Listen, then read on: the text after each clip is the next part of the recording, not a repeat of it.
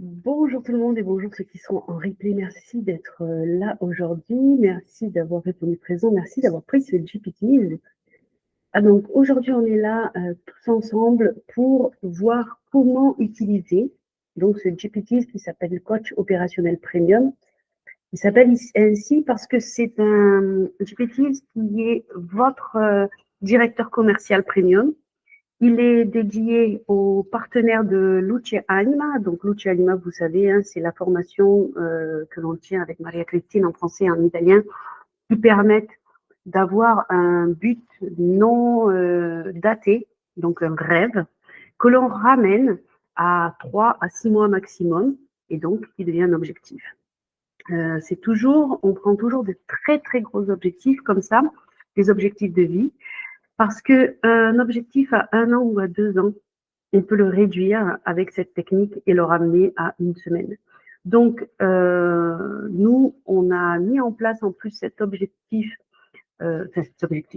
GPT pour que vous puissiez avancer commercialement, puisque pour la plupart, ça va être daté et ça va être chiffré.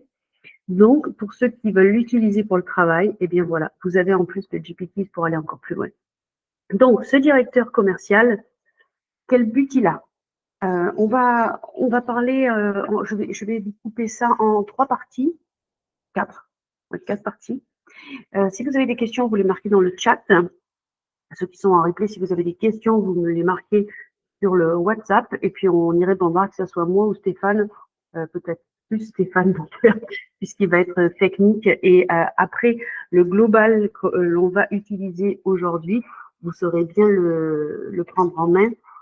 Si vraiment ça ne fonctionne pas et que là, c'est des détails, alors il faudra bien voir avec Stéphane, il suffit de le marquer sur le WhatsApp.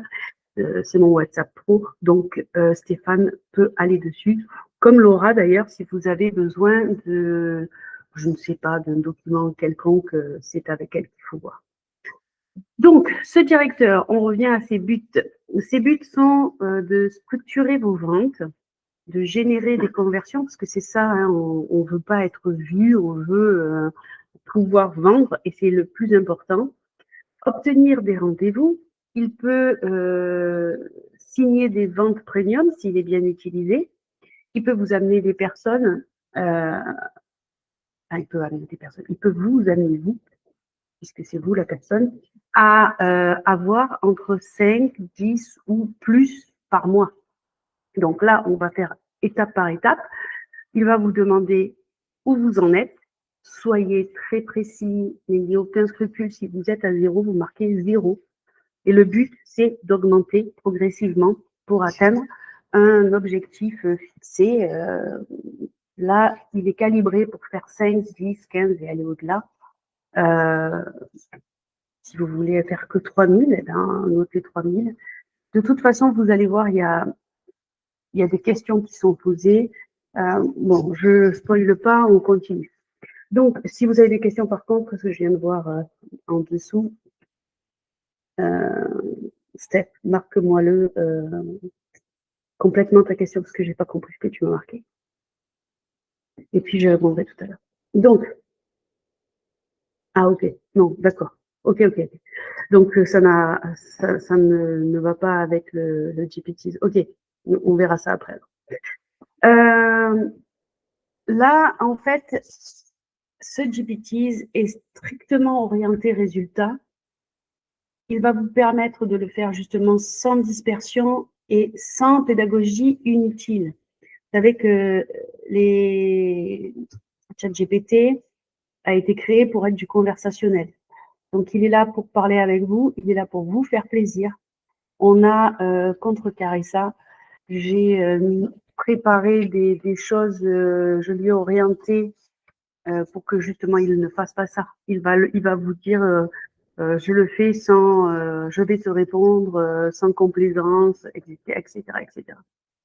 En te disant que je ne sais pas si je ne sais pas. Ouais. Il travaille toujours en 2 phases, c'est-à-dire qu'il va vous poser une question.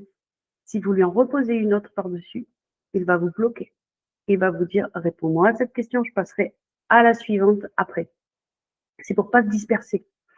on va mettre en place une stratégie et cette stratégie-là, elle doit être appliquée et applicable à chaque fois. Et donc, on l'a paramétré pour ça. Je dis on, mais en fait, c'est moi qui l'ai fait.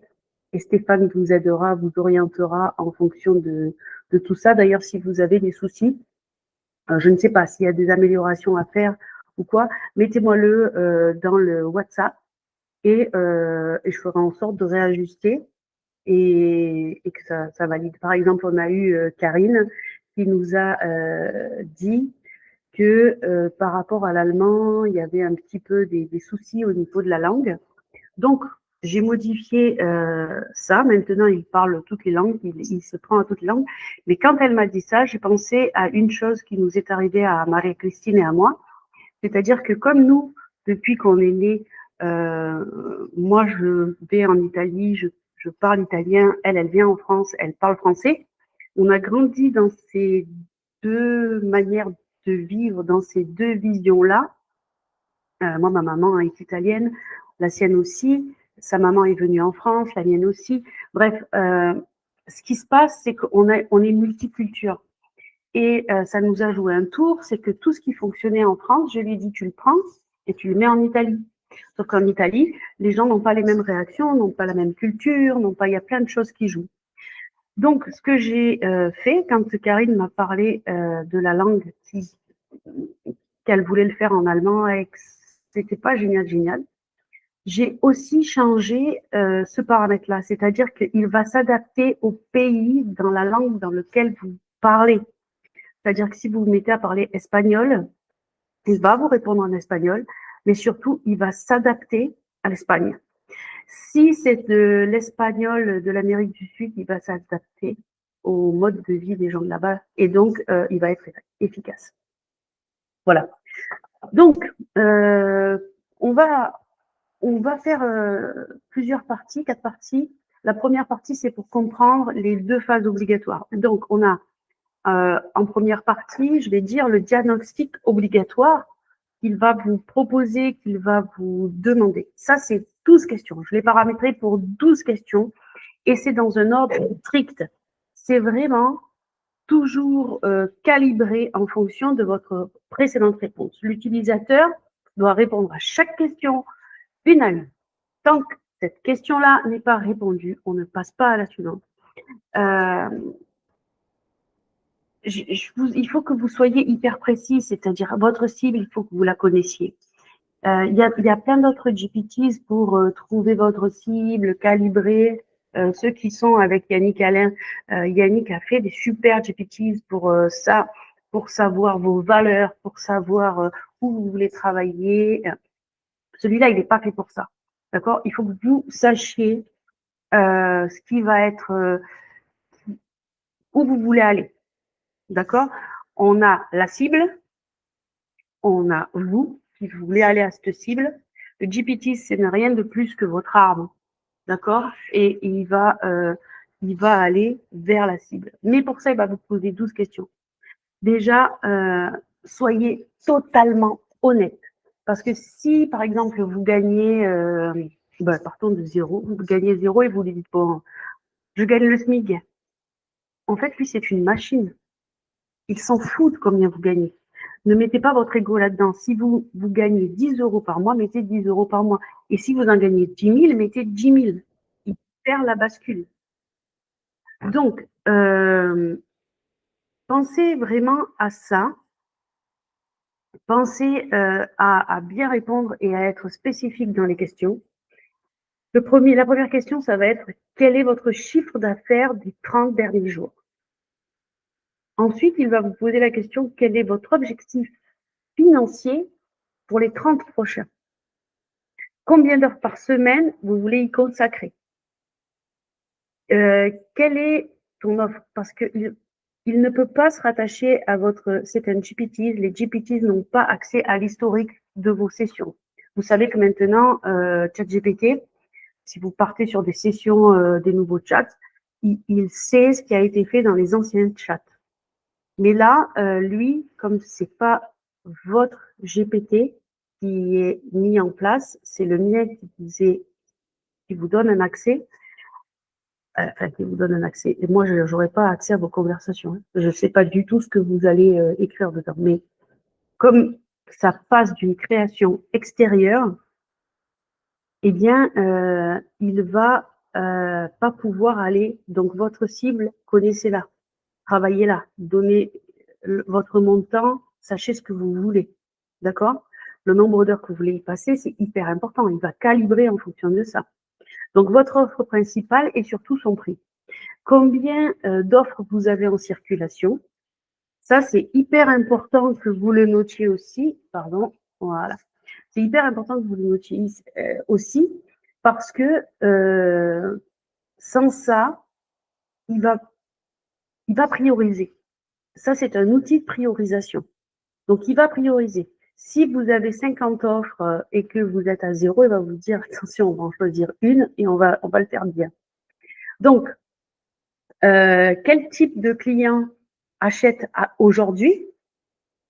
Ça, c'est important parce que quand on a des clients qui achètent, c'est pas la peine d'ouvrir une autre offre. Il faut calibrer mieux l'offre qu'on a. Et peut-être que ça, plus ça, plus ça va faire que vous allez atteindre les 5 000. Combien de rendez-vous vous avez obtenus la semaine qui vient de passer? Quel est votre taux de closing actuel? C'est-à-dire, quand vous avez un rendez-vous, par exemple, vous avez 10 rendez-vous, combien il y en a qui achètent? Voilà. Pourquoi? Parce qu'il va vous travailler aussi votre offre en fonction de ça. Enfin, pas votre offre, mais la présentation de votre offre en fonction de ça. Quel canal de communication vous utilisez? Là, il va vous demander ensuite les stats. Parce que il va vous dire, ben, tu dis que tu es sur Facebook et sur LinkedIn. Tu dis que tu postes beaucoup sur LinkedIn. Et en fait, c'est Facebook qui marche le mieux. On va se concentrer à Facebook. Et puis, on va pas perdre les gens qui sont sur LinkedIn. On va le travailler différemment, en mettant moins d'heures, moins de temps, en perdant moins de temps. Quel est le canal qui te consomme le plus de temps sans résultat? Ça aussi, parce que peut-être que vous avez plusieurs canaux qui vous rapportent rien, mais vous en avez un qui vous prend beaucoup plus de temps. Et celui-là, on va l'éliminer. En fait, on a toujours un peu de scrupule à jeter un canal, mais là, il va vous faire le tri. Ayez confiance en lui, il va vous faire le tri. Quel est ton plus gros blocage aujourd'hui pour vendre? Là, si vous avez travaillé sur vos valeurs, si vous avez travaillé sur vos plafonds de verre, si vous travaillez sur l'outil Anima avec moi, vous savez, vous allez pouvoir lui répondre. Si vous n'avez pas travaillé avec l'outil Anima, faites un rendez-vous clarté et venez travailler avec nous. Si vous êtes, si ça colle et si vous êtes accepté en fait, parce qu'on n'accepte pas tout le monde, on fait des petits groupes, donc voilà. Ce que vous devez comprendre vraiment, c'est que si vous sautez une question, eh ben le GPT, il va pas passer à la phase suivante. Il va être bloqué.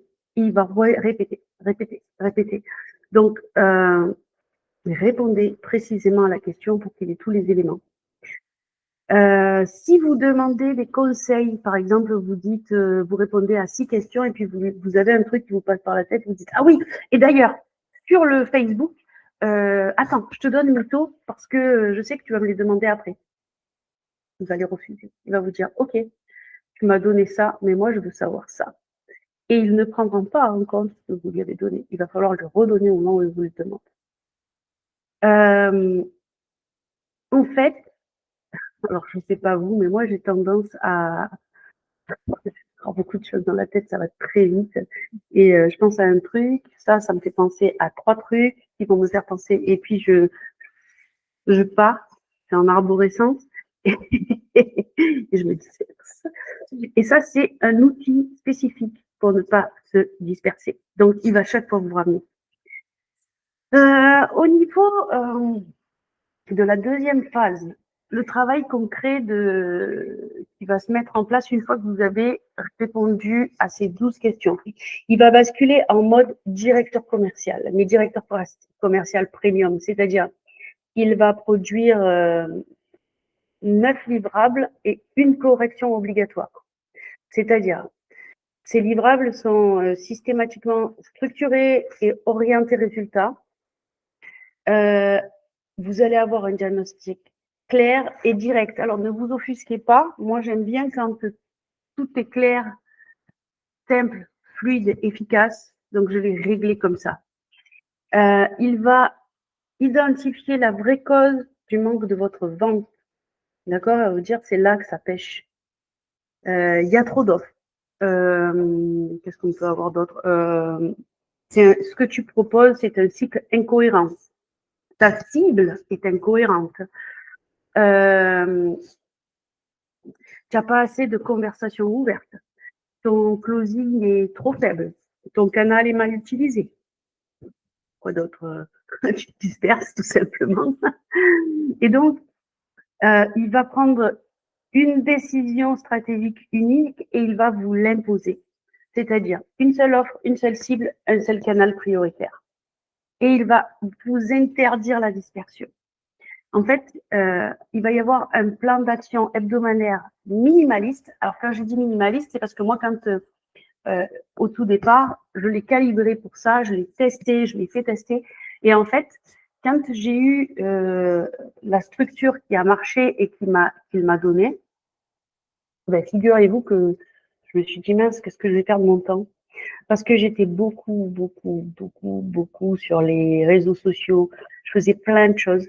Et là, en fait, moi, je l'ai calibré, le mien, pour que le samedi, on regarde les stats. Le dimanche, c'est repos. Et alors bon, comme là, il y a eu des événements, je l'aimais le dimanche, mais ça, c'est moi. Et sinon, moi, je lui ai demandé que le dimanche soit off. Donc, lui ne me propose rien le dimanche. Maintenant, on a gagné des championnats du monde. Bien sûr que je parle de ça. Hein. Franchement, tu peux pas m'en empêcher. Mais c'est moi, c'est pas lui. Et le lundi, on a déjà, donc le samedi, on a déjà du lundi au samedi. Enfin, pour mon planning à moi. Ce qui fait que le samedi, je programme déjà tous mes postes à l'avance. Et en fait, dans la semaine, ben, je peux me concentrer qu'au travail. Donc, le samedi, il est consacré à ça, à faire les posts, à faire les stats, à voir si on s'est trompé, à recalibrer avant de préparer les posts. Et c'est hyper efficace. Donc, le DVTease, il a été fait pour vous dire aussi combien de conversations vous devez faire par jour, combien de messages vous devez envoyer par jour. Parce qu'après, le fait de libérer tous ces posts, il y a d'autres actions qui se mettent en place. Des actions, des fois, qu'on n'a pas envie de mettre en place. Par exemple, reprendre tous ceux qui ont répondu ou qui ont liké et leur écrire en privé. Alors, si c'est des amis, ne le faites pas. Si c'est des gens que vous connaissez très bien, que vous savez qu'ils vont pas vous acheter, mais qui commentent parce qu'ils savent la difficulté de ne pas avoir de commentaires et qui sont là parce que vous êtes allés, j'en sais rien, vous êtes sur la NBS ensemble, sur l'INA, sur la Z ou peu importe quelle formation vous êtes et vous étiez ensemble et vous savez comme c'est difficile, donc vous commentez chacun les uns les autres. Bon, n'allez pas leur écrire, mais envoyez des messages. Mais si c'est quelqu'un d'autre qui vous met un pouce, quelqu'un que vous n'avez jamais vu ou quelqu'un à qui vous avez jamais échangé, pensez à lui écrire et c'est dans ce nombre-là de messages qu'il faut passer à l'action. Il va aussi vous dire le nombre de rendez-vous que vous devez avoir dans la semaine et si la semaine d'après vous les avez pas eus, eh ben, il va recalibrer et changer ses posts et changer. Voilà. Il va vous dire le nombre de posts à publier et c'est peut-être pas un post par jour, c'est peut-être pas 2 posts par jour, peut-être ça sera un post par semaine en fonction de vos attentes, d'où vous en êtes et ce que vous voulez faire. Vous allez avoir donc un objectif qui va être très clair avec des résultats très clairs et vous allez pouvoir regarder la courbe. Ensuite, quand il va vous donner des scripts, il va le faire en fonction de l'algorithme du média sur lequel vous êtes, mais surtout, ça va être simple, direct et orienté prise de rendez-vous pour ceux qui ont besoin de prendre des rendez-vous ou orienté directement vers l'achat pour ceux qui doivent faire des ventes et qui ont des pages de vente. Pour obtenir des rendez-vous immédiats, il va vous donner le script à passer en message privé.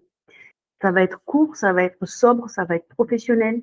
Il va y avoir aucune pédagogie. Donc, si ça ne vous ressemble pas, pensez à lui dire attention. Moi, j'écris un peu plus comme ça, un peu plus comme ça.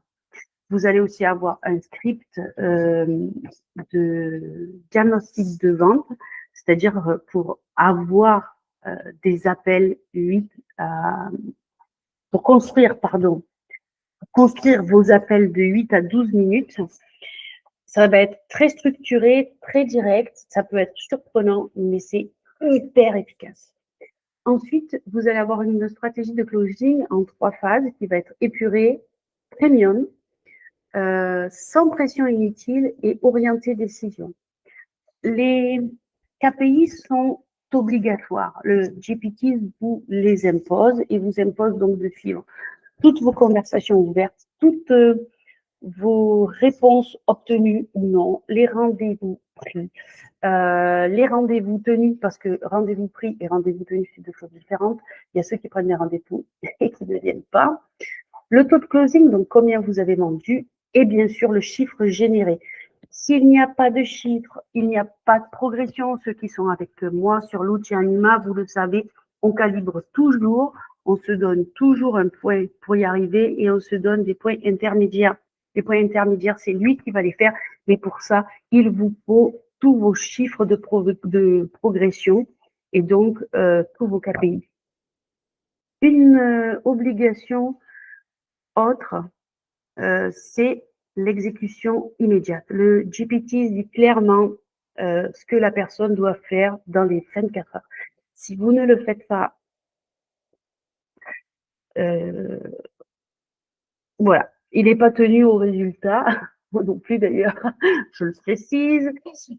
Si vous ne le faites pas, je ne peux pas vous garantir que ça va fonctionner. La rigueur, elle doit être totale. Alors, je sais qu'il y en a plein qui font plein de posts, qui s'épuisent avec ça. Inversez la machine, faites ce qui vous dit le GPT et réajustez toutes les semaines. Donc, pour bien utiliser ce GPTs, pardon, c'est ChatGPT, mais ça, c'est un extérieur. Il y a des règles de fonctionnement et ça va être la partie 2. Donc, il refuse la dispersion. Sachez-le, il faut connaître ces règles. Il refuse la dispersion. Si l'utilisateur propose plusieurs offres, plusieurs pays, plusieurs cibles, plusieurs, et s'éparpille, il recadre immédiatement. Il va refuser aussi la pédagogie.